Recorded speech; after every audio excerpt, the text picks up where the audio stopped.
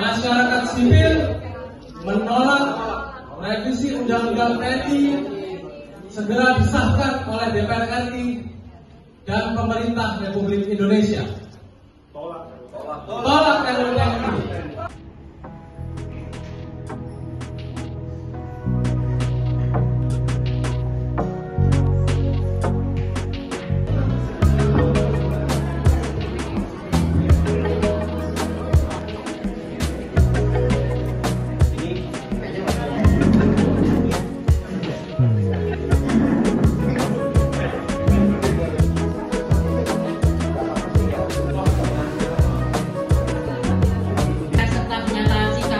Dari beberapa tokoh publik dan jaringan masyarakat sipil terhadap penolakan atas rencana revisi Undang-Undang TNI.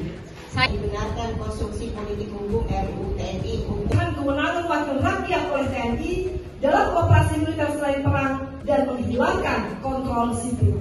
Kembalinya difungsi melalui revisi Undang-Undang TNI. Pemerintah telah menyampaikan daftar inventarisasi masalah atau DIM revisi Undang-Undang TNI kepada DPR 11 Maret 2025.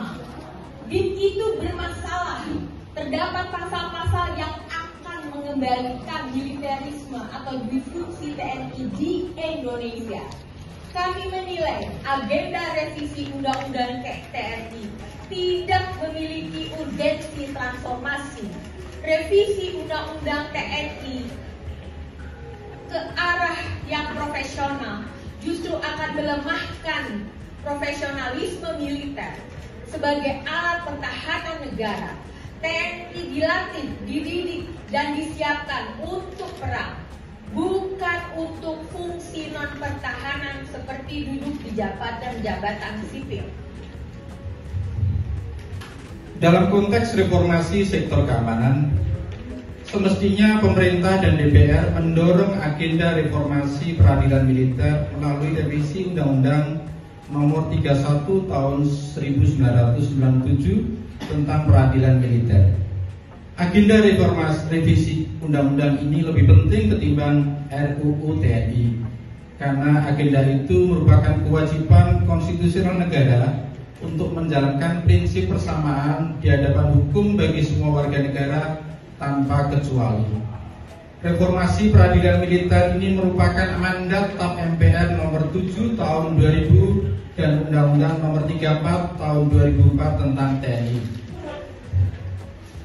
Kami menilai RUU TNI akan mengembalikan fungsi TNI, yaitu militer aktif menduduki jabatan-jabatan sipil.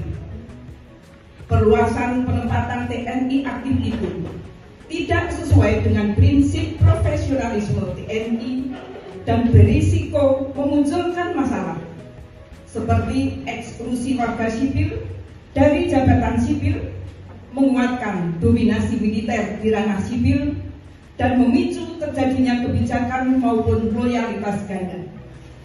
Selain itu, merebut jabatan sipil dan memarginalkan ASN dan perempuan dalam akses posisi-posisi strategis. Perluasan jabatan sipil dalam RUU TNI itu diantaranya adalah dengan menempatkan militer aktif di Kejaksaan Agung hingga Kementerian Kelautan dan Perikanan. Ingat, TNI adalah alat pertahanan negara untuk perang, sedangkan Kejaksaan Agung adalah lembaga penegak hukum. Maka salah jika anggota TNI aktif duduk di institusi Kejaksaan Agung, dan salah jika ingin menempatkan militer aktif di Kementerian Kelautan dan Perikanan atau KKP. Download Tribun X sekarang, menghadirkan lokal menjadi Indonesia.